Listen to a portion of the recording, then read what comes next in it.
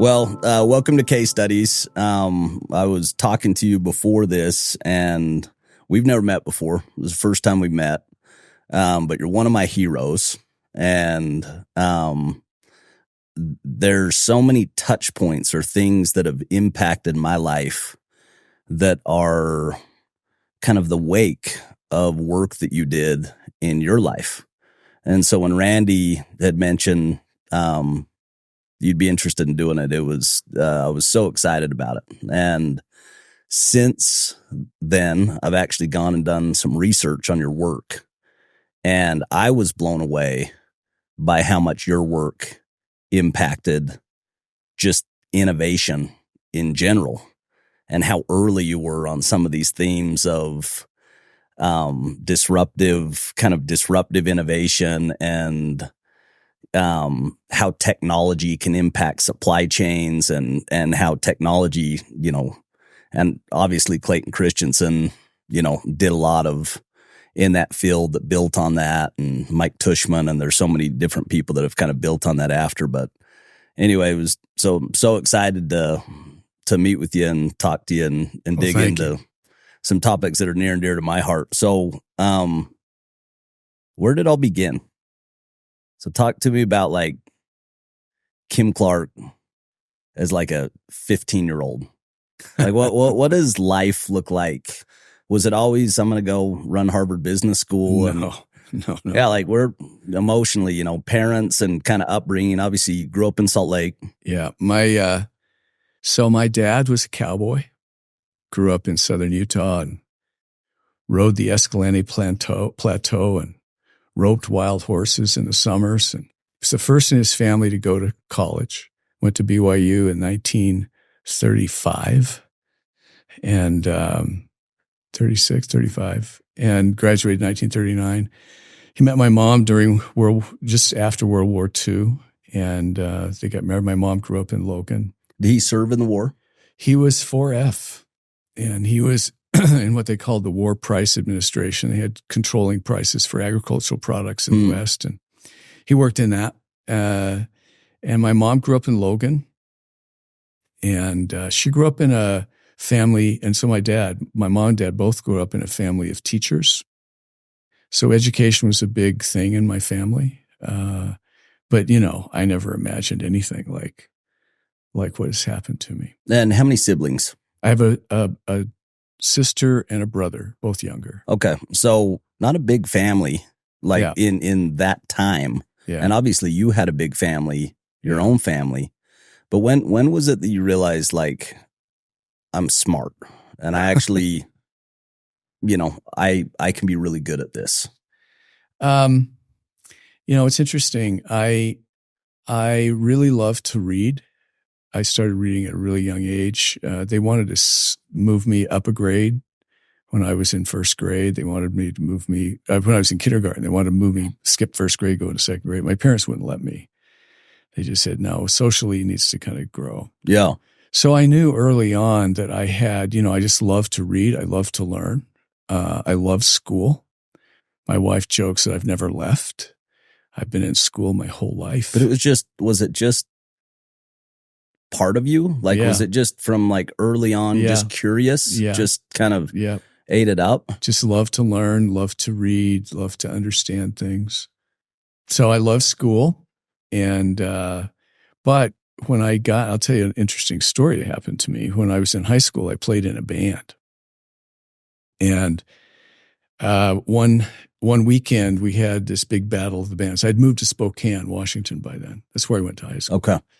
And my band won this citywide battle of the bands. And it was pretty. Like what type of band is this? Like, so this was guitars and organ and bass and drums and stuff.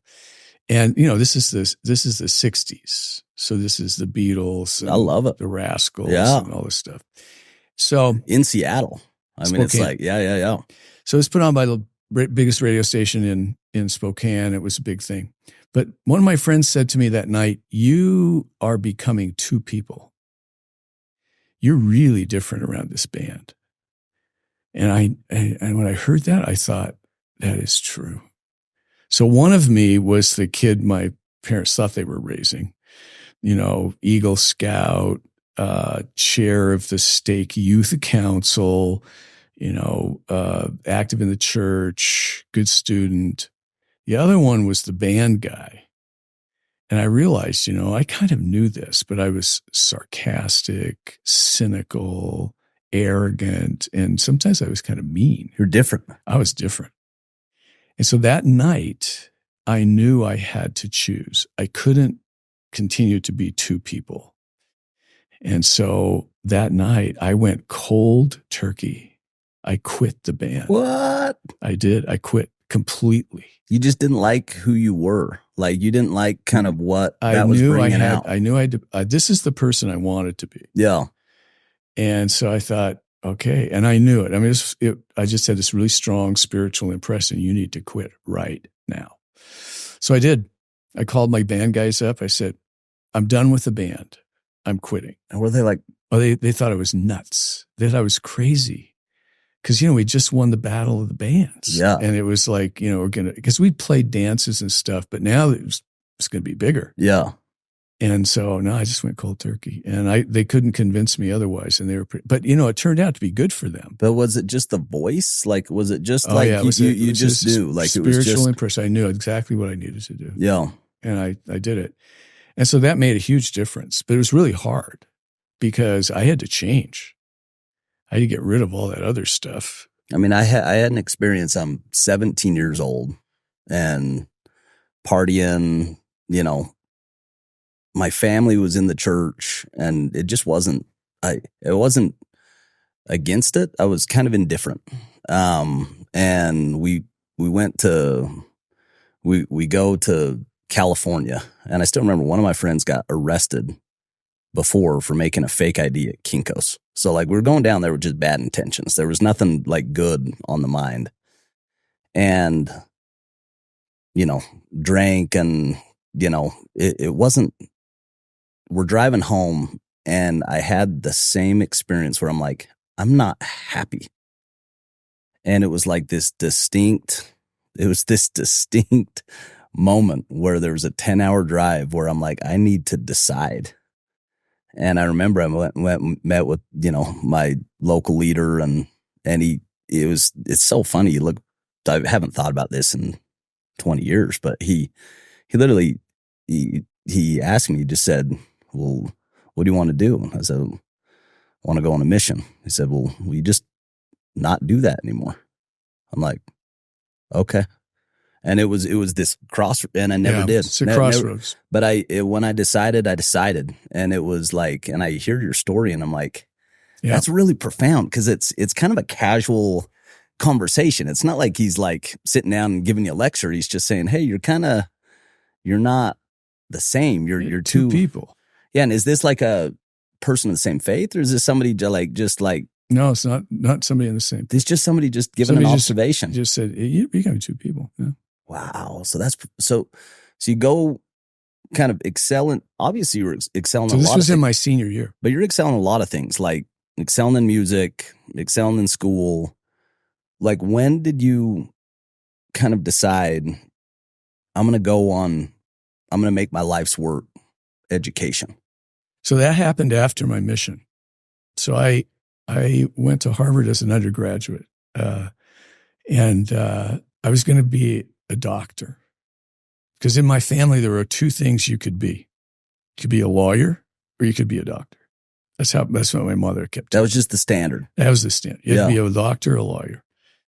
And so I said, I'll be a doctor. Because I had an uncle who's a doctor. And he's a really great doctor. And I loved him. And I thought, I'll just be like Uncle Bob. Yeah. I didn't have a good freshman year. It was terrible, actually. Just not a great experience? It was not a great experience. It was awful. I didn't like it at all. I took chemistry and physics and math, and I didn't like it. Was it the social or was it the education that was hard? The only thing that was really great was the church. I loved the church. It was great. But everything else was hard. Everything else was really awful. Yeah. So I went on a mission. Do you think it was a maturity thing?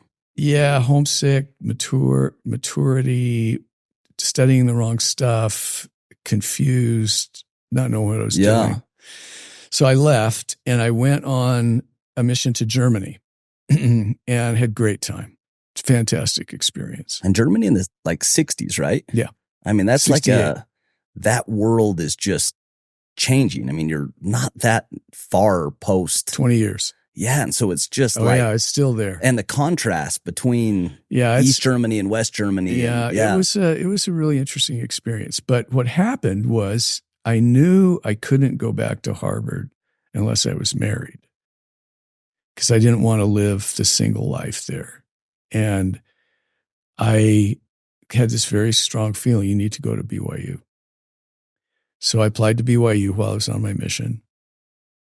And I went and I met my wife she was in my family home evening group. And I met her there. Sue, right? Sue. Yeah.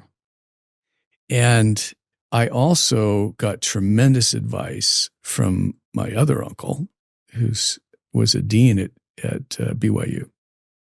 And he said, look, you're only going to be here a year, which I think was my plan, because I'd met Sue and I was ready to go. So that was just the plan. It's like, I'm going to go find a wife. I'm going to go find a wife. But no, actually, the way it really worked, I'm going to go find Sue. And so he said, you're only going to be here a year. Don't take courses.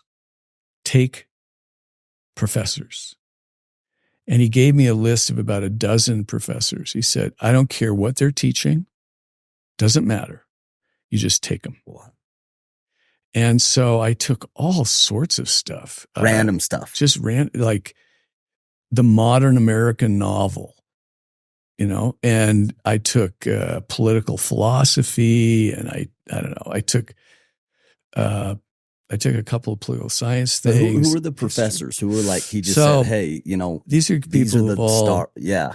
But I took a guy, Larry Wimmer, for economics. Great teacher. Doug Tobler for European history. I had Don Sorensen for political philosophy. I had John Sorensen for anthropology. I don't know, Gerald Davis for German culture and literature. It was all over the map. All sorts of stuff. And his thing is just, these are the best. He said, these are fantastic teachers. Just take whatever they're teaching. And I loved it. And because some of these courses were like upper division courses, and I was like, so I just went and I loved it. And as the year wore on, I thought, this is what I want. It just set you on fire. Kind of like, I could be one of these. I could be a professor here. Yeah. So I told Sue I wanted to go. I knew I was supposed to go back to Harvard. And so we planned to go back. And I said, again, it was just calling to you. Right, you just knew. Yep. I need to go. But I said, it'll only be for 3 years. And then we'll go somewhere for graduate school. And then I want to come back here. You want to be at BYU? I want to be at BYU. And she said, great, because I love BYU. Was it just faith was always just so important to you? Was it just always something that was central? Oh, yeah. I mean, I chose. When I was, 17 years old, I said, I'm going down this path. Wow. And so I kept going down that path. But so we got to Harvard, and it was like, I don't know, light bulbs went on, and I loved it. I studied economics. And do you think you were the difference? Do you think you just showed up? Being married. Yeah, more mature. 3 years older. Mission. Yeah. The year at BYU. Yeah.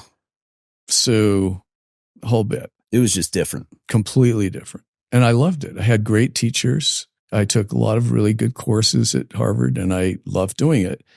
And I got admitted to the PhD program in economics, and we prayed about it. I got into MIT, Stanford, and Harvard. So just for economics. I can't I got a 21 on the ACT. Like for me, you always want what you can't have. And when you're around people that are just have high horsepower, so it's so fun to it was just always there. It was just something that you excelled in that. I loved school. I love to learn. There's a difference between loving school and having some some gifts. And, it's definitely a gift. Anybody that's at Harvard, I mean, when you go to that school everybody's just brilliant. Like they're so talented. It's a lot of talented people. Yeah, extremely talented. But you got into Stanford, MIT, and Harvard, which are like. And so we prayed about it because I'd promised Sue we would only be there in Boston for 3 years. So we had to. Which, how funny is that now? You look at your life. Yeah, we kind of joke about it. But it was, we both felt really strongly we need to stay there. So we stayed in Boston, and I did the PhD in economics and had an interesting experience because the Lord was in all this. I mean, we were guided this whole way. And we had an interesting experience with an exam, my first semester of graduate school, that led me to meet. I wrote this exam, and it was course taught by a very famous professor there named John Dunlop, who had been the dean of the Faculty of Arts and Sciences, which is a very, very prestigious job. Anyway, he and I became close. I took his course, did well in this exam. We'd been very close. And he got named Secretary of Labor under Gerald Ford when Nixon resigned. And so I went to Washington with him. And we lived in Washington for about 6 months. And then I came back to graduate school. But he got, by his own choice, because he was what they call a university professor. So he could go in any school. And he went to the business school after his time in Washington. So he was in the business school when I came back to finish the business school then is not the same as the business school now. Like it was a younger school, wasn't it? Well, the school was founded in 1908. Yeah. So when I went back in 1976, it's like 68 years old. But 68, Harvard was like 500 years old or something. Yeah. Like the business school is a very new school to Harvard. Yeah. But it was in the same campus it is now. Yeah. But I didn't know anything about it.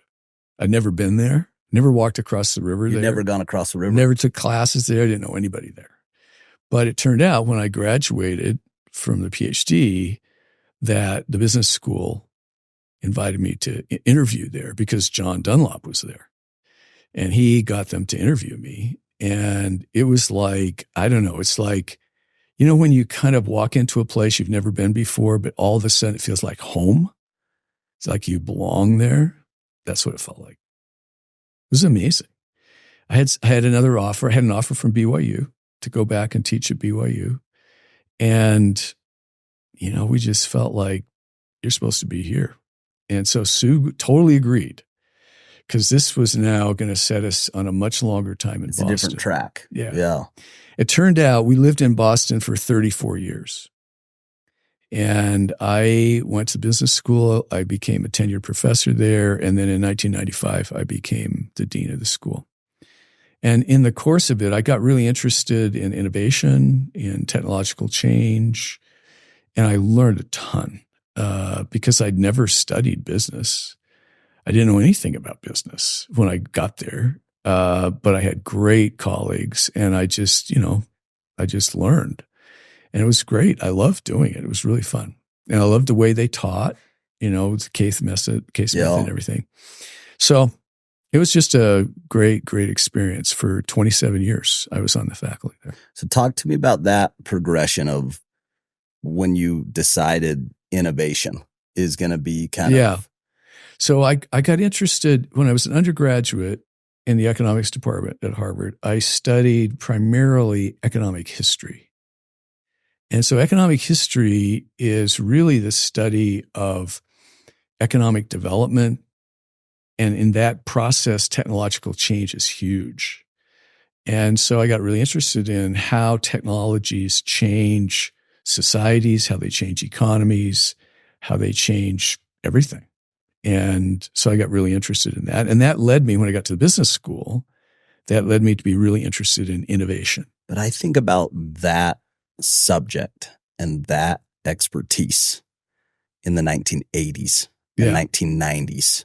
Yeah. And I don't think anybody could have anticipated the disruption and the speed that flywheel was going to start spinning. But see, because I'd studied history, That had happened many times. So it wasn't, you knew that Oh, it was happening. It was happening. And in which industries it was happening. Yeah, I mean, I gave talks like 30 years ago about, well, more than that, like in the 80s. I gave talks because we could see it in our research.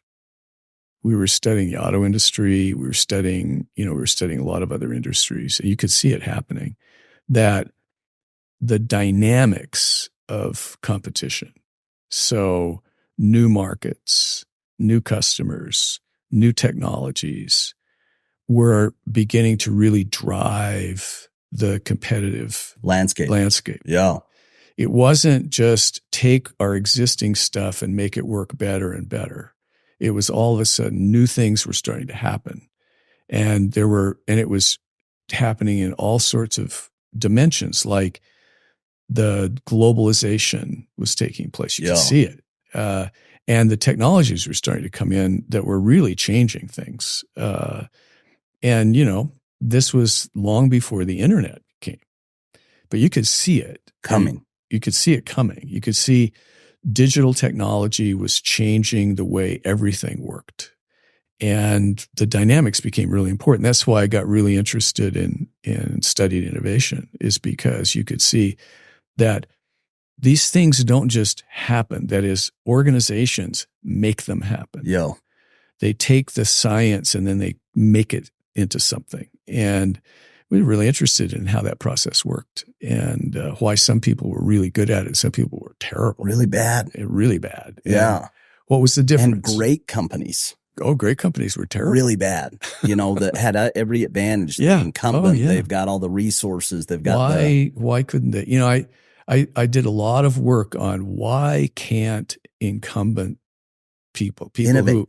People who have the market shares, why do they have so much trouble innovating? Now you can imagine if somebody is, in the horse and buggy business, you can imagine why they would have a hard time building automobiles. Yeah, it's a completely different industry. Yeah. But why did General Motors, huge company with all this resource, why did they have trouble with small cars? Going from the big ones to the little ones. They had a terrible time doing that. Why is that? Why would IBM, that has such a huge set of resources, have so much trouble with like the technical changes taking place in the computer industry? Why is that? And in other industries, like in semiconductor manufacturing equipment, you have these generations of technology, and every time the technology changed, new players emerged. But if you look at the technical changes that were taking place, they weren't like going from horse and buggy to automobiles. They're going from using one kind of light to a different kind of light and using one kind of machine to a different one. Same kind of thing going on. Same thing's true in things like that, when Clayton Christensen wrote his book on disruptive, he drew on a lot of that work. Yeah. And he showed that it was it's sort of like, he has lots and lots of examples, but like transistor radios from big tubes, it's a radio. So what's the problem? It's just a different way of collecting stuff, and you have different things. Like, why can't you deal with this? Yeah. Or in the case of Digital Equipment Corporation, they owned all the technologies that today have become dominant. If you look at them, Digital Equipment Corporation was in Massachusetts, and they dominated mini computers. They dominated workstations. They should have won. They had networking. Yeah. They should have won. Yeah. They didn't win. They got killed.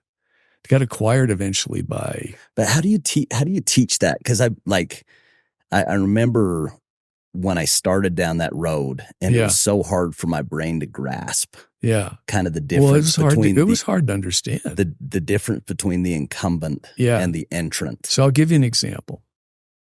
What we learned is that there are different kinds of technological change, some of which are really radical, and you can understand that. That's the buggies, the guys making buggies and the guys making cars. Whole new industry. Yeah. Completely different. That you understand. The one that is really difficult is what we call architectural innovation. By architectural, what you mean is you take a product, and it's usually some kind of system, and it has components. Okay. You can imagine like a computer. It's got memory, it's got input devices, output, it's got storage. It's a computer, right? Yeah. So what happens when the technologies change in an architectural sense? It means that the relationships between the components change. So here's an example. If you are making a very big copier and you dominate the world, you make a lot of money. Tons of money. Yep. And Xerox has these huge copiers, and they sit in copy centers, and they're fabulous. With great profit margins. Tremendous margins. Yeah. And they do great work. Canon comes along, and they make a little itty bitty copier, desktop copier, a little tiny one. It's about this big, right? It doesn't make much money. And you open the thing up, and you put the paper in, you close it, you make a copy, right? So then they make a little bit bigger one, but still pretty small. Xerox sees this, but they have a very difficult time, even when they actually make the effort. Now, you can imagine that they would sit there and look at these little ones and say, we're not going to invest in that because it's got really low margins. Why would we do that? That you can understand. But when they say, whoa, we've got to have some small copiers because they're eating our lunch in the small business world. So then they try to make small copiers, and they're terrible. The organization just rejects it. No. It's not the organization. What happens is they actually make the commitment to do it, but the product they create is not good. It doesn't work very well. So here's an example. Here's one of the reasons. When you make a little copier that's going to sit in your office right next to you, it can't make a lot of noise. If it makes a lot of noise, it's like, why, because you're using it a lot. Okay. It's like today, if you have a printer, which lots of people do right in their office, and you want to print something, you don't want the thing to be like loud. You want to just hum and make copies. Yeah. Right. Well, Xerox, what they fail to understand is the acoustics of the product change completely, because, you have, first of all, you have to have some kind of fan, because you've got a hot thing, because it's going to be hot, right? So you need a fan to cool the copier, right? Well, they were used to making these fans in the big ones, and then they just adapted them, and they didn't work very well. That's another example. I mean, there's lots of examples like this where they didn't understand the relationships between the components. And then the organizational stuff you talked about comes into play, because those components typically are made in departments and in functions. And the people in the departments have certain ways of working. They have kind of like rules of thumb they use, and they have patterns of communication. And this is how we do our work. Yeah, of course. Well, when you make a little one, it changes. Now you have to talk to different people. You have to work differently. And all those embedded patterns of working, all of a sudden, they were great in big ones. Now they're terrible in little ones. You got to have a whole new way of doing it. And so it was really hard for incumbents to do that. But that taught us a lot about, okay, what do you really have to do to be good at innovation all the time? All the time. Even if the technologies change, how do you stay so you're there and you can adapt and you can embrace new technologies and make them work? So that was and how do you and again, we could literally we could go on this topic for a long time. As you can tell, I get carried away. But there was two professors that I took that actually taught the same subject, and they didn't have the same conclusion on how this worked. Yeah. And this is my summary. And so I'm just sharing it with you, and then maybe you tell me where I'm wrong. My summary from Clayton Christensen was that you really can't integrate them. You kind of have to build it separate. Right. Give it the resources, but let it grow as if it's a startup. And that's how you innovate, is you of separate it and let it grow. That's right. Michael Tushman had a different view, was that you would let it grow to a point, and then you could integrate it back in. And it felt like there was a disconnect between the two. Clayton, it felt like he was less optimistic that you could ever integrate it into the parent. Right. How do you feel about that? So my feeling about that has changed a little bit. For the last several years, I've been working on a book on leadership.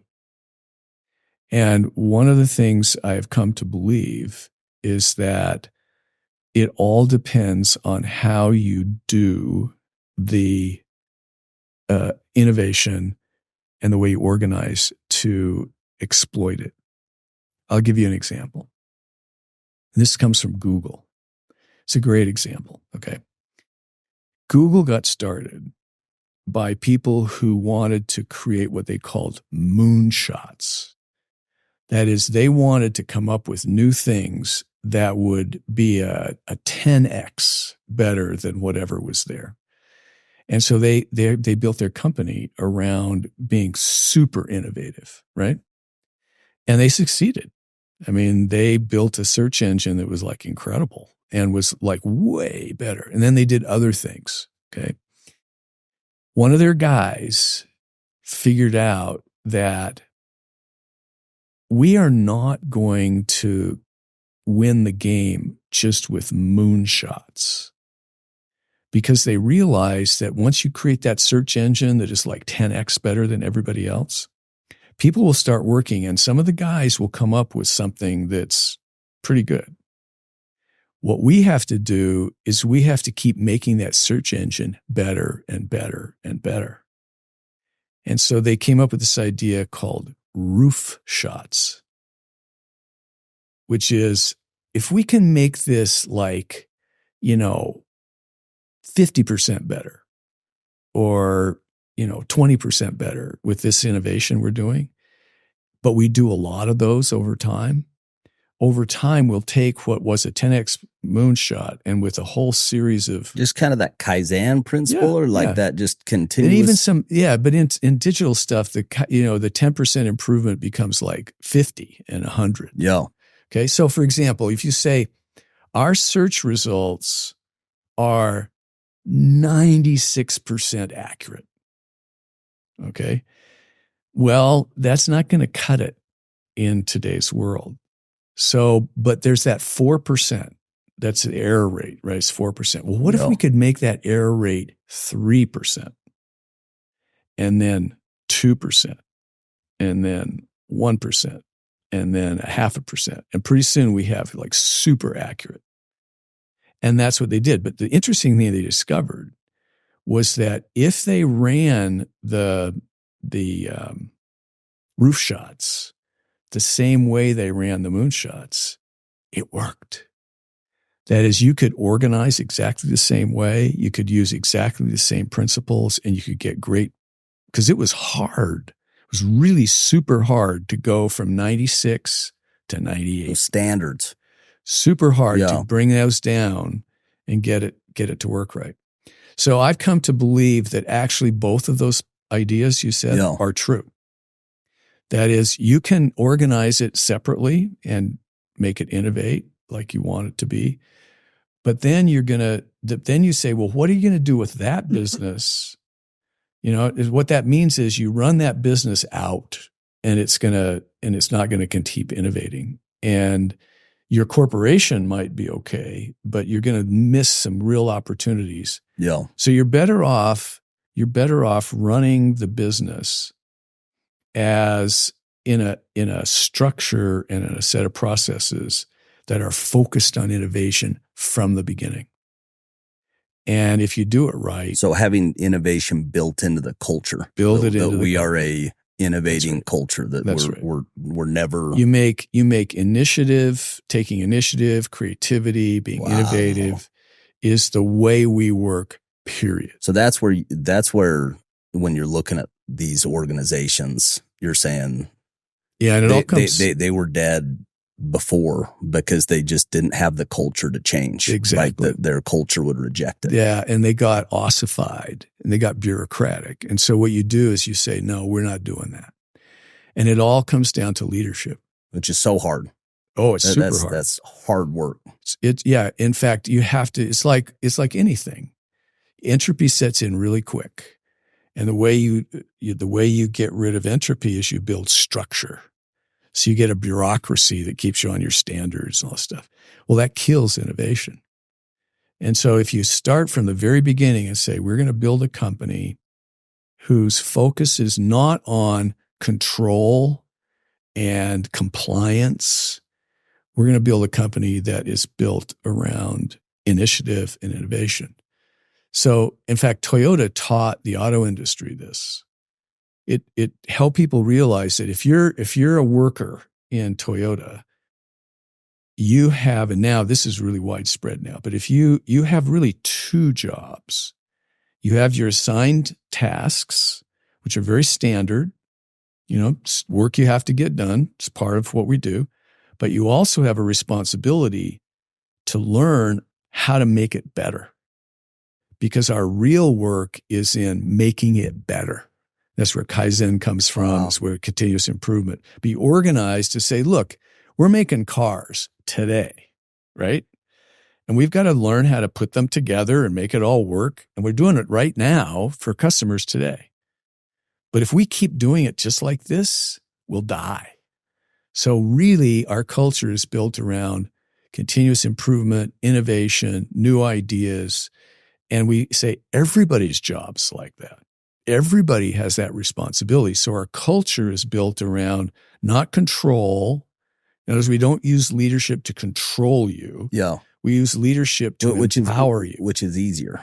Control is much easier.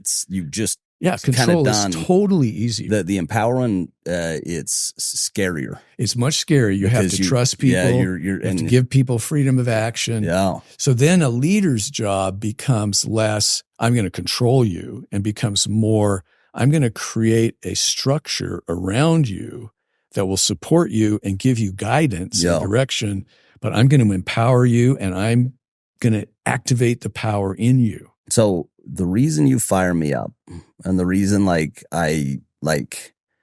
am endeared to the legacy you've left and what you taught is you lead with your heart, and it lights me up.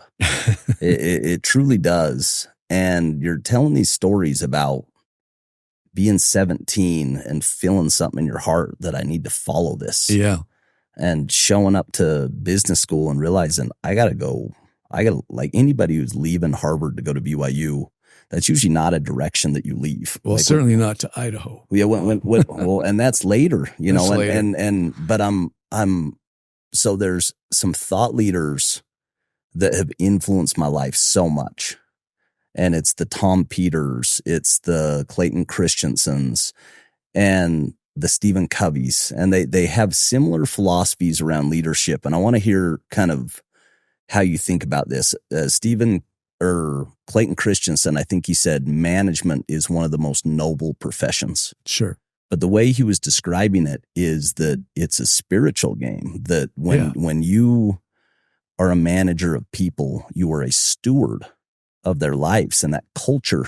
That's right. That you're describing.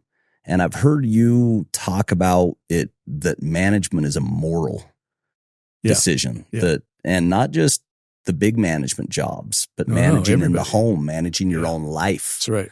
Or leading your own life, not management, but leadership. Right. Talk to me about leadership, because you said you've kind of settled on this. And obviously I think this will be your legacy, is leadership. And we could get back and talk about. Yeah. So, I made the decision to leave my research and teaching and become a leader.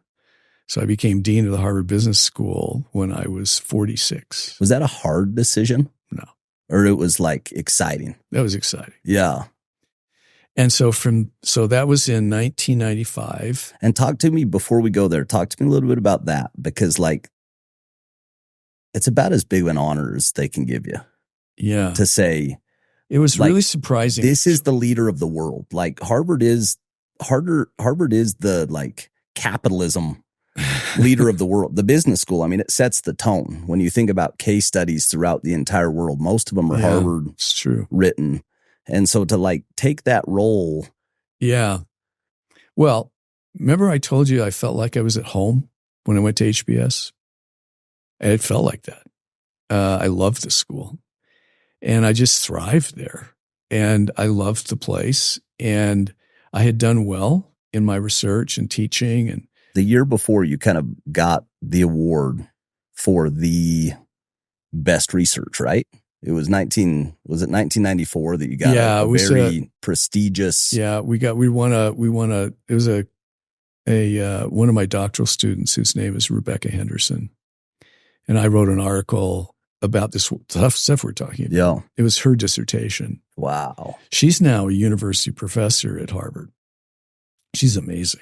But yeah, so then I had the opportunity to become dean. And I kind of had a feeling that it might happen, but it wasn't sure. And I had some ideas about what I thought the school needed to do. And I just had the opportunity to do it for 10 years. It was a great experience. But a lot of those were based on leadership. Yeah. Like, so I told you this story, but I had a professor there. So I went back. My track was so different. You know, I dropped out of college and I was working at a company and got equity in the company early. And we sold to Blackstone for $2 billion. And so I'm 28 years old and I just get this windfall. And I'm a college dropout, you know, with, you know, $10+ million. And I remember one of your students, he ended up being my boss and a good friend for a long time, a guy named Todd Santiago. Yep. And he gave me a book by Clayton Christensen called How Will You Measure Your Life? Yeah. And the timing could not have been more perfect. Yeah. Because he goes in, he talks about your deliberate strategy and then emergent opportunities. Yeah. But specifically, the one that was so impactful for me, he talked about values. Yeah. And his definition of values is where you spend your time, where you spend your money, and where you spend your emotional energy. Right. And I went and built a spreadsheet and I said, this is what I value. And then I put time, money, and energy. And I realized I had like some major gaps in my life. Yeah. That what I said that I valued wasn't what my feet were showing. And they were, you know, I would make compromises with my family that, hey, I'm sacrificing today and I'll make that up later with my spouse or like my dad. I said I value my relationship with my dad and I hadn't called him in a month. I hadn't put any emotional effort into it, hadn't spent $1. And I made just these changes. And this is now, it's 13, 14 years ago, and it was life-changing. But one of those, I ended up going to Harvard. And I had a professor, and I think a lot of this was work that you did with building out executive education, which ended up being a, you know, life-changing thing for me. But there was a professor named Deshpande. Yep. And he taught business ethics, and it was for sure the most impactful course that I took there. And he pulled me aside after class and he told me, he knew that I was LDS, and he told me that you had hired him. Yep. And that also that your philosophy on leadership and business ethics, that leadership is a moral decision, was something that wasn't front and center at Harvard Business School before you were there. And that there was some major economic events in the world that brought it front and center while you were there. The Enron, you know, and a number of these things. And so talk to me about that. Like, how did you know? So let me share that with you, because that was really a very important experience for me personally. So I became dean in 1995. And shortly thereafter, we had a very significant cheating case. And it turned out that the disciplinary process we had in place, the formal process we had, was so complicated. It was extremely difficult. It had been written in the aftermath of the Vietnam War, and it was like super detailed, written by lawyers. And they made a mistake in processing this student's case. And so the case got thrown out. And it was like, what? The kid was caught red-handed cheating. And so we used that as a little bit of energy. And I realized something I hadn't really understood, which was there were no values articulated explicitly at Harvard Business School. Harvard Business School had values and had been teaching ethics and stuff for a long time. That hadn't been codified. It hadn't been codified, exactly. And it wasn't public. And there was no understanding in the student body of what they were, and no understanding of the accountability system that there should be. So if you walked up to a student and said, what are the values of Harvard Business School? Nobody knew. Or if you said, well, what if you cheat on an exam? What happens to you? I don't know. No one knew. And so we started a process, and I put a group of faculty together, and I said, I want you to come up with a small number of values that have two characteristics. One, they're central to leadership. And two, they are universal. They're going to work in any culture, any society. So they went to work. They counseled widely. They did a lot of work. They came back with three. The three are respect for other people, for their rights and dignity and so forth. Second is integrity in all your interactions. And third is personal accountability. Just three values. And so we took them, we articulated them, we discussed them on the campus, and we actually, both students and and then we developed a little accountability system, we called it, around those values about discipline. What if you violate them? And then we took it to the faculty and to the student body, and everybody voted. And we voted on it. And they approved them. But what's insane, like if you haven't been to Harvard, yeah, it's tough to describe the diversity at that school. Oh, yeah. Like it's mostly out of the U.S. So it's certainly true in executive education. Absolutely. In the MBA program, it's about 35% international student. Okay. The programs that you've been in are 80, very 70-80%. Absolutely. Yeah. So, we put these values into place. And then what we did is we got the students involved because we wanted the values to not only be about like what happens on the campus, we wanted them to become aspirational in their own leadership. Yeah, in their own life. Because and we created a mission for the school, which was educating leaders who make a difference in the world and doing research with power and practice. And then we created this, this structure called we've called the Leadership and Values Initiative, and turned it to students. The students took it, became part of student governance. It became aspirational because they brought people to campus who were alumni who lived these values. Yeah. And we did all that before Enron. And I was so grateful that we had that in place. Had a template. We knew what we were doing. We were on track. Now, for me personally, I learned a lot about leadership during my own leadership during that time, that it mattered to people individually what we were doing. It wasn't just a kind of thing on the wall. Yeah. We were going to get Which this. it can be. Oh, yeah. Like that. That's the cautionary But what we realized tale, is you can't do this. So we created task forces in lots of different parts of the school to say, how do these values influence what you're doing? And what are you doing that are not consistent with them? And we ended up changing a lot of stuff in the school. And we just worked it for a number of years. But that takes you have to be committed. Oh, yeah. Like on your end. Oh, You've got to say, you have to recognize how important it is. This is my thing. Yeah. This is one of the biggest things I did. You can't have too many things. But so you know what's really interesting? That's so 1997, 98, right?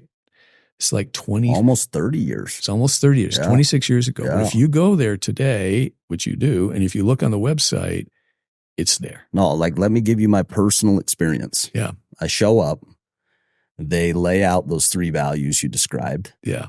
You go through them. Yeah. And you sign. Yeah. So before you even get started, and they say, if you don't ascribe to these, you can't be here. You can't be here. And we are going to be accountable to each other. That's right. We're going to be, we're going to respect each other, and you sign. Right. And they go, and it's every time. Right. And they don't waver. No. But what's fascinating is the rippling effects, even the mission statement, is so impactful. Yeah. About educating the leaders that lead the world. Yeah.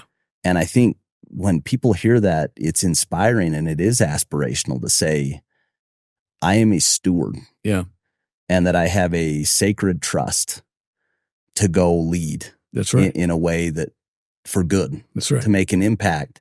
That's right. But I think that's your legacy. Yeah. Like, out of all the other things you did, I think that is, because it's still there, and it actually, like, it's one of the things that makes Harvard different than any other university. Yeah, it's really interesting. We set a kind of an objective, almost a vision of what that the school would be a living model of the highest standards of these values. So that means we had to kind of say to ourselves, we want our students to go out in the world and lead according to these principles and these values, and lead effectively. So we're going to teach them things in the classroom, but we want them to live in a place, be immersed in a place that is the highest standards of those values. So they know what it's like to be in an organization like that. And that's what we set out to do. So talk to me about, in academia, yeah, and specifically in the business world, to be the dean at the Harvard Business School is it. Like, yeah, I'm trying to think of a higher thing that someone would aspire to if that's the profession you choose. And then you went to BYU-Idaho. Yeah. Or Rick's College. Yeah, it was Rick's College before it was BYU-Idaho. That's right. How? I think about that, and I'm like, this is Tom Brady playing for, the Super Bowl and getting called to, go play for a minor league team. Yeah. And saying yes. And it goes back. It's another one of those things where I look at your life, and that's one of the reasons I admire you so much, is it had to have been a calling. It had to have been, well, it was a calling. It came from the prophet. So it wasn't hard. It wasn't hard. It wasn't hard. My colleagues thought I was absolutely crazy. Deshpande he said, when he made that choice, we said, you're nuts. Yeah. Like, you're nuts. Like, yeah. If I'd announced and said, well, I've been offered this job in, some other university. I'm going to go be president of some university somewhere that they knew about, and they say, oh, that's a good university. They wouldn't have said I was nuts. But they had no idea what BYU-Idaho was. Of course. And and a lot of them didn't know where Idaho was. So they thought, what is he doing? But it wasn't hard because, in May, in fact, it just this last Saturday was the anniversary of that phone call. I got a phone call from President Hinckley, who was president of the Church of Jesus Christ of Latter-day Saints. And how does that go? I just did you have a relationship with him already? I'd met him once. Okay. So it wasn't briefly. You weren't old friends. No. He called me up and he said, would you be interested in presiding over BYU-Idaho? And if he'd asked me that 6 months before, I would have had to be honest with him and to say, well, President, if you want me to do it, I'll do it. But I think it doesn't make any sense professionally. That was what I thought 6 months before that. And I was right, actually. But the Lord was really kind to us, and both Sue and me, because he educated our desires. And we really wanted to go. You wanted to go? Oh, I really wanted to go. Because I knew what BYU-Idaho was about. And I'd read about it, and the Lord had helped me understand it. And I knew I really wanted to go. And so they came, and it was a blessing from heaven because it was a phenomenal experience. It was just such a great experience. And it was a real blessing. And the years I spent how do you go tell your colleagues? Like, how do you even, like, how do you have that? How do you even start that conversation? There's much I couldn't say to them. I said, look, well, I'll tell you a story. The call came on May 25th. I agreed to go. In June, a couple of weeks later, we had a big global alumni conference in London. And I went, of course. I was still the dean, and I spoke. But my handlers, the guys who keep track of things, they said, you got to tell people why you're leaving and why you're leaving now. So I thought about how to do that. But then at lunch, somebody asked me, why are you leaving? And I said, well, I got a call from Gordon B. Hinckley. He's the president of the Church of Jesus Christ of Latter-day Saints, and we hold him to be a prophet. And he asked me to go. And they said, you mean like Moses? Like what? And then I knew what to do. So I got up and I gave this talk, and I said, a lot of you are wondering why I'm leaving HBS, which I love, and why I'm leaving now. Well, I got a call from Gordon B. Hinckley. He's the president of the Church of Jesus Christ of Latter-day Saints. And in our faith, he is the prophet of God. And so imagine yourself getting a phone call from Moses. And they all went, oh, okay, we get that. We still think you're crazy. Deshpande told me that same story. Yeah, we think you're crazy. But he said that it was one of the reasons that he admired you the most. Yeah, so was that you would actually respond. Yeah, so I left. But look, BYU-Idaho was a fantastic experience, a completely different world than HBS. But it was a brand new university. It was, Elder Bednar had done some phenomenal things there, and it was just ready, and we did a lot of really great stuff. It was really, really fun. And the most important thing I did at BYU-Idaho was to create what's now called Pathway. Oh my gosh, that program inspires me. That program fires me up. Yeah, I mean, that was the Lord working. And there were some great people. I didn't realize that was your so work. Pathway, in fact, the summer before I went to BYU-Idaho, so I got called in May. I became president officially in the middle of August. Just right? That quick. And so in between, I did a lot of praying, a lot of studying, and I got really clear ideas about what needed to happen. And one of the things was kind of an image. It wasn't really a vision, but it was like an image that came into my mind and has stuck with me. And it was of little kids in primary all over the world, in church, who were going to make covenants with the Lord. And he wanted to bless them with education. So we needed to take education to them. They were never going to come to Rexburg. There are too many of them, and they're from poor countries. They're not going to come. So we need to figure out how to take education to them. So that started in the summer of 2005. And by the time we get to 2009, so 4 years later, we've gone through a whole lot of stuff. Clark Gilbert, who's now the Commissioner of Education for the church, and had been president at BYU-Idaho and at BYU Pathway. He is a whole nother story. He was a professor at HBS who I knew really well, and he came, and eventually we put him in charge of Pathway, and he and a couple of other people, and then we worked together. And then Pathway starts out with 3 sites, 50 people. And, today this year, Pathway will serve about 70,000 students around the world. Our youngest 2 sons are adopted. And Pathway, it was a program that our youngest, his mom, participated in, was really helpful in getting skills that she needed to get a job. And she didn't end up getting through the program, but it was helpful. And it was, it's just. So, it's in 180 countries, and incredible. It's just growing all over the world. And now the church has opened the program up to people who are not members. Yeah. So I'll tell you a fun story about Pathway. This is the future of Pathway. So Elder Gilbert, Clark Gilbert, Commissioner of Education, was in the Congo in January. And he was there it was in Brazzaville to go see a institute where they had Pathway students coming that night. So he goes to see Pathway in action in Brazzaville, Congo, right? So he goes in, and it's a meeting house. It's like you expect. There were 1,500 people in the meeting house. They were in the hallways, and they just ran series of classes, institute classes, so the kids could go. And there were 1,500 of them. But what was really startling to him, 70% of them were not members of the church. And they all knew exactly what they were getting into. They said, oh, yeah, we understand what we're doing.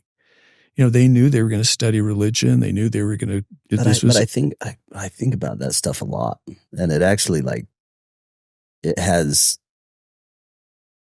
I can't go there too much because I fully can't reconcile it in my mind. But you take 7 or 8 billion people, and then you take such a small subset, the members of the church, and but then like what you're describing is like, oh yeah, actually getting reach and getting scale that we've just never been able to do. So when we did Pathway, so technology is what allows us to do it. But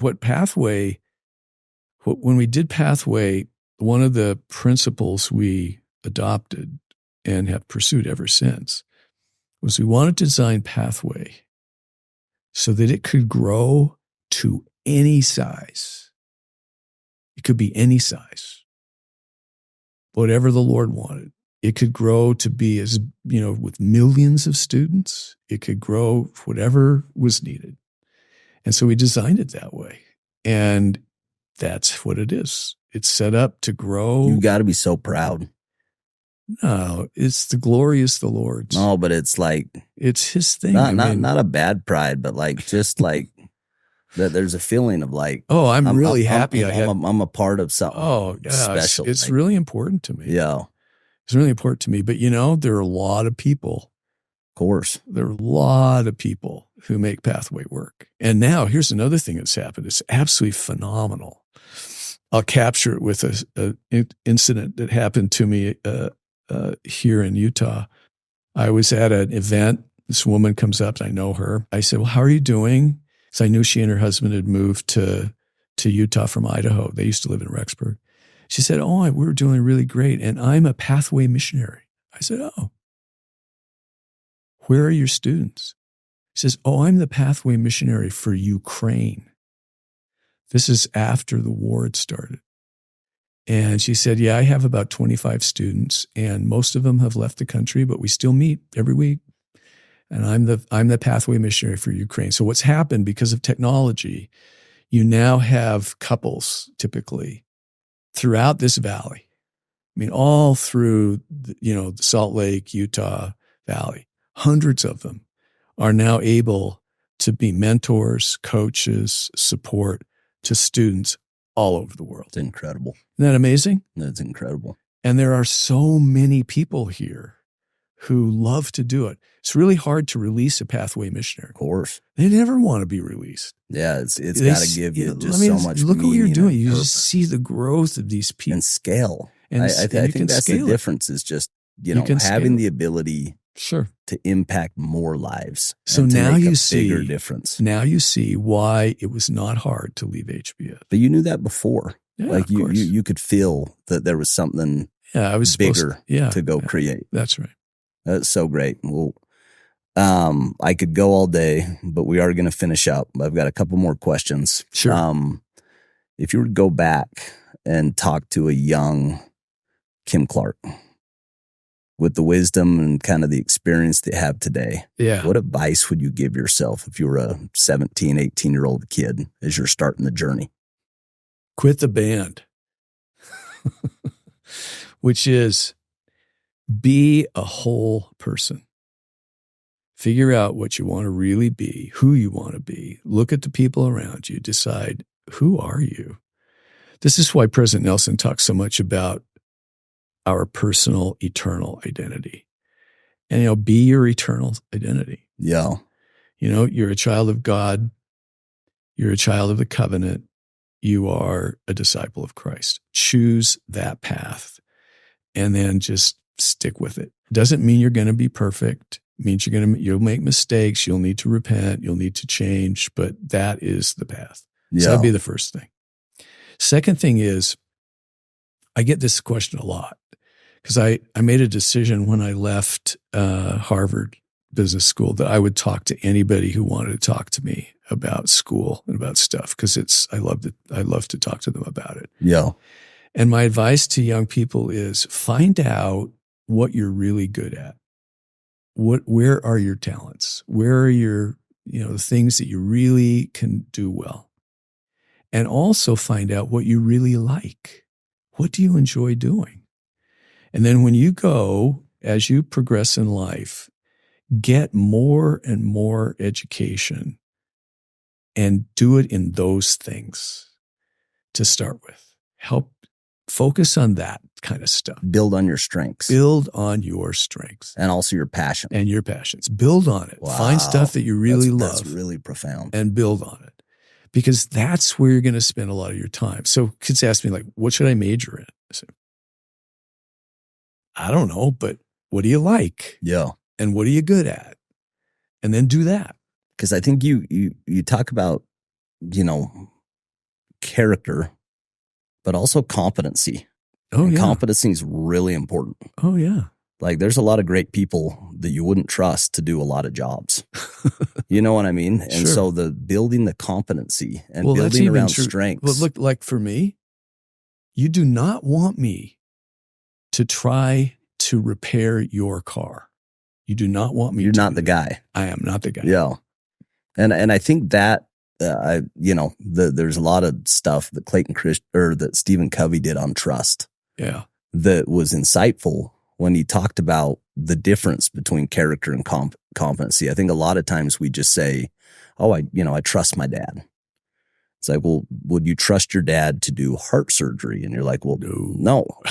And I think bridging the two, and I think what you're describing is you want both. You have to be a good person, which is the identity piece. Yeah. But you also have to be good. Yeah. You've got to be excellent. Got to figure out what you're good at because everybody has gifts and talents. Yeah.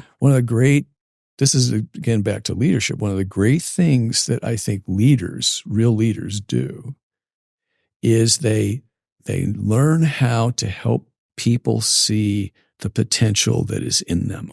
Wow. That fires me up. That is like, and that's the core of it. That is the good stuff. You help them see the potential that's in them so they can see it. So who are those leaders for you? Oh, I've had a lot of them. Like who saw more in you than you saw in yourself? Oh, there's so many. I don't know how to, it's hard to describe. A couple of them, like at different, because I think this matters a lot. It does matter a lot. One was my mother.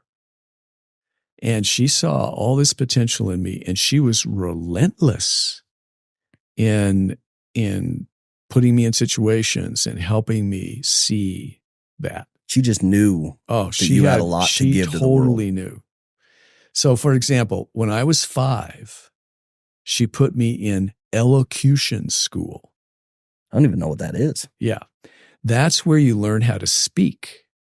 And so I went to, it was run by a theater professor from BYU named Grace Nixon Stewart. Every Saturday, 3 hours. At 5. At 5. 5, 6, 7. I quit when I was about 10. But and every Saturday, my mother made me go, and I went. We had to learn dramatic readings, vocabulary words, scriptures, think about how long poetry. That served you. And so she would sit with me in the mornings and said, you have to learn your words. And I'm 5 years old, and she's making me learn these words and making me think. And she sat with me. And when I was 10, I memorized an edited version of the book of Luke and did a whole dramatic presentation. I memorized it. And my mother made me do it.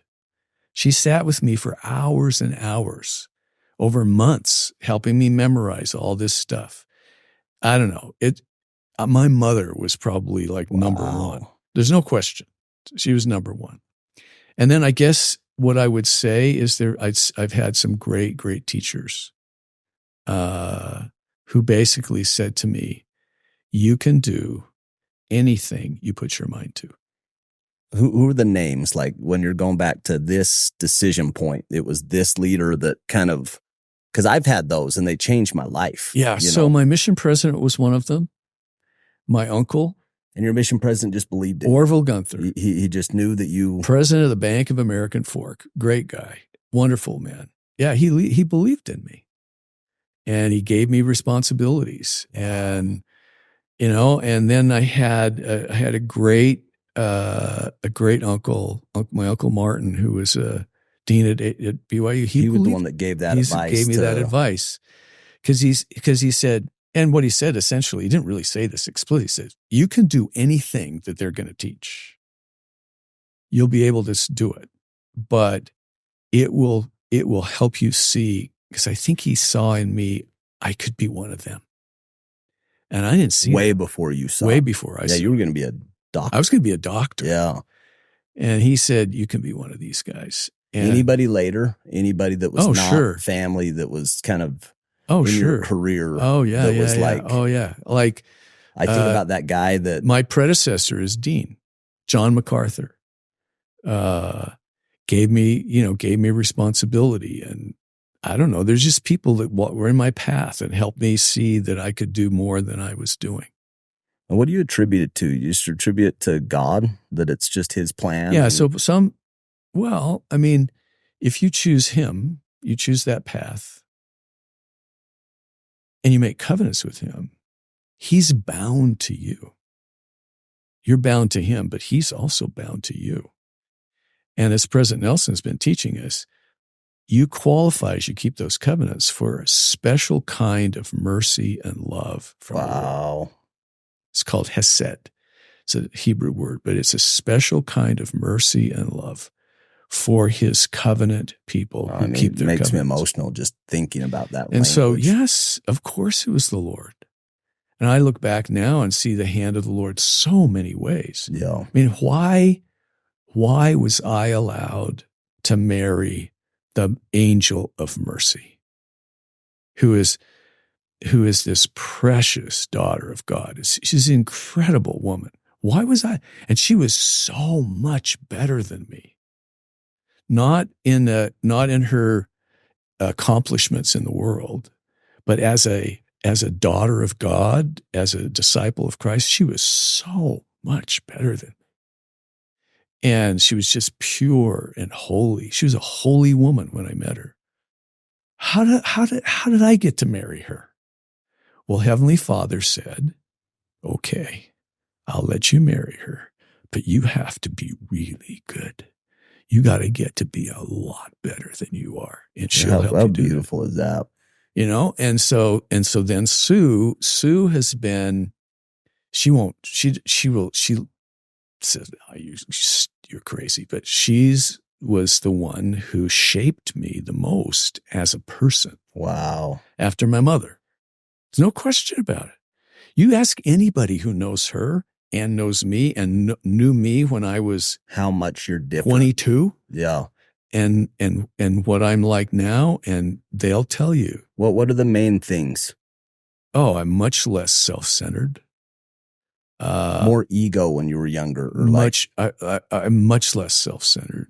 I'm much more spiritually inclined, although I was pretty spiritually inclined, but I'm also much more willing to serve other people. Wow. When I say angel of mercy. Is that just what she is? What she is. That's just like who she is all the time. I'll give you one quick story about her that captures it. Okay. So we were in a really, really hard time because we have 7 children, a lot of work, and it was a really hard time. I was a bishop. She was taking care of all these kids. It was really difficult. And she got really discouraged. And one night she prayed and asked Heavenly Father for help. No answer. She's going back up to bed, up the stairs. And she hears a voice say, help someone else. She said, I knew it was from God because I would have never thought of that as the answer to my problems. I mean, here I am burdened with all these kids and all this other stuff I'm doing. So she goes to sleep. The next day, she has a name come into her mind of a woman just moved into our ward. She calls the woman up eventually. and said, can I come and visit? And she goes to visit the woman. The woman opens the door, bursts into tears, and says, last night I was in despair, and I didn't think I could make it another day. And I prayed for help. And the Lord said to me, I heard a voice say to me, don't worry. Sue Clark will call in the morning. So Sue goes in and listens. This is a woman who has a 4-year-old little boy and 2 other kids. And this little boy suffers from a condition where tumors grow on the optic nerve in the brain. And the little boy is dying. It affects his digestive system. He can't eat. He can't get any nutrients. The doctor said we've done everything we can. There's nothing we can do. This was in Salt Lake. They moved to Boston. They don't know anybody. They're afraid to have any medical treatment. They don't have insurance for this little boy. And she's just beside herself. She's watching her little boy die day by day. So the doctors gave him 3 months. It's a horrible experience. Turned out everything that little boy needed to live was in our ward. Doctor in our ward knew a group at the Children's Hospital that were working on a procedure for exactly this condition. We had a person in our ward, a woman who worked in patient advocacy at Mass General Hospital. She knew how to get them on a special insurance program. We had a fantastic bishop. And then a family in our ward basically adopted this other little family. That family was our family. So Sue adopted them. So that little boy. And you had 7 kids. We had 7 kids. And this little boy used our home as kind of his recovery from surgery. He had several surgeries. And those kids were in our house a lot. We just adopted them. That's my wife. When I said the angel of mercy, I wasn't kidding. So that's my wife. And I was not like that when I married her. I'm still not like that very much. And so, why did the Lord let me marry her? And it was real clear to me, he let me marry her. And made all the difference in my life. I mean, it's really clear to me to see why he did that. Because my life has been personally impacted. I can see it too, but when I was going through it, it was real clear to me because he hit me over the head. Said, "This is her." You knew. I knew. This is her. Like love at first sight? Is it pretty much? Pretty much. How do you communicate that? How do you to her? I don't know. She had the same experience. What can I say? She had the same experience. That's and so crazy. A couple of weeks after we met and started going on walks together and dating and stuff, we'd start talking about getting married. It was that quick. Yeah. In fact, what's the date today? 30th? 15 days will be June 14th is our anniversary. 53 years. Just as we've talked, I've just had these thoughts about my life and kind of connecting the dots, going backwards. And I was on my mission. I'm in Oklahoma, and I dated a girl, all through high school that I was in love with.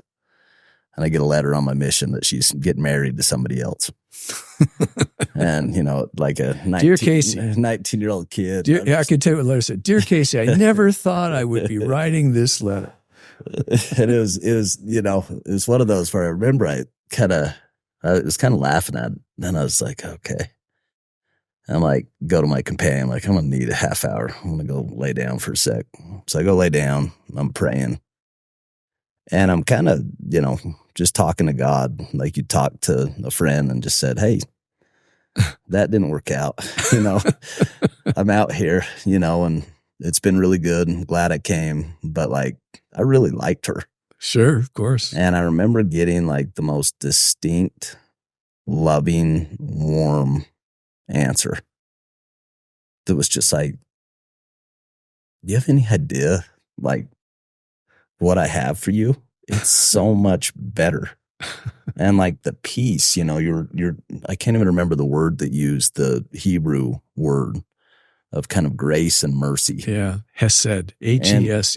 And I made a commitment, to go serve a mission. I felt like it was a sacrifice. It wasn't a sacrifice, but I felt like I was really, sacrificing. And I look at the course of my life and the change of the track that I was on and the track that it put me on. And, if you knew my wife, Chels, I would describe her similar to how you talk about Sue. She's the spiritual leader in our family for sure. She's a force of nature.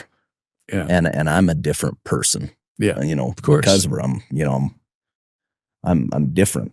Yeah. And anyway, it's been so fun for me to hear your story, and it inspires me. It inspires me to see the impact that a life well lived can make. And I hope you know how many people you've touched, because there's so many people that have been impacted and will continue to be impacted from the work that you did. And I'm a random case study personally of somebody that executive education wouldn't have been what it was if you guys wouldn't have built it the way that you built it in the 90s. I went in 2012 and it was established and it was very strong, and it was a program that I could plug into, and it changed my career. It gave me the skills that I'd missed. Yeah. And I think about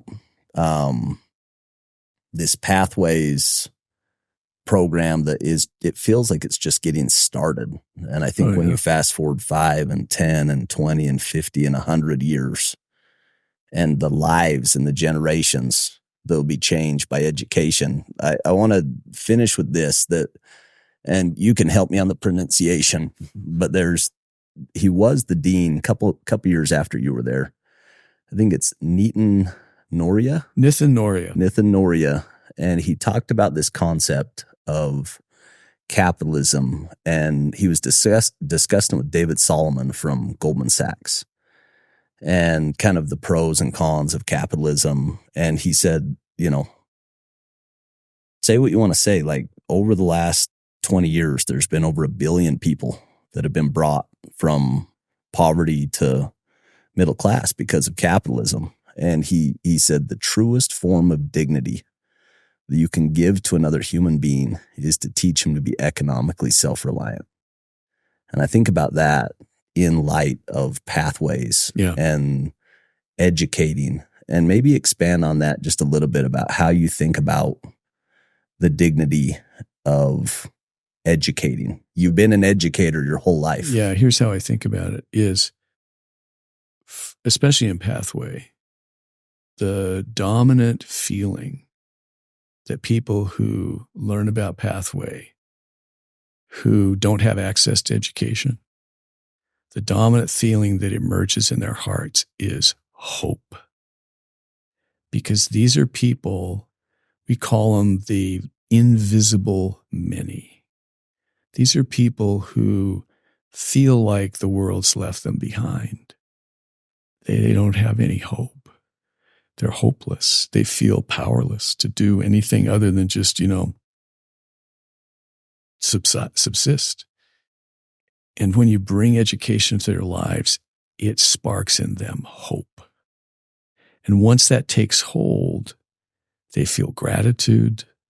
They feel like they can take hold of their lives. They can actually make something of their lives, and they can have a family, and they can serve in the church, and they can serve in their communities. And all of a sudden, this vista opens up in their minds, and they have hope. And hope is so powerful. And if they're disciples of Christ, of course, they have faith. But even disciples of Christ look at their lives and they say they don't see any possibility. But once you bring education to bear, they have hope. And it's a super powerful I think about that thing. proverb of where there is no vision, the people perish, and you kind of have this vision that emerges of a life that's different. A life that's different than the life I've lived. Yeah. Yeah. Well, it's so beautiful. Thank you for coming. I've loved it. Thank you. Appreciate your time, and we went a little over, so thanks for continue to talk about stuff that's the good stuff in life. Thank you, Casey.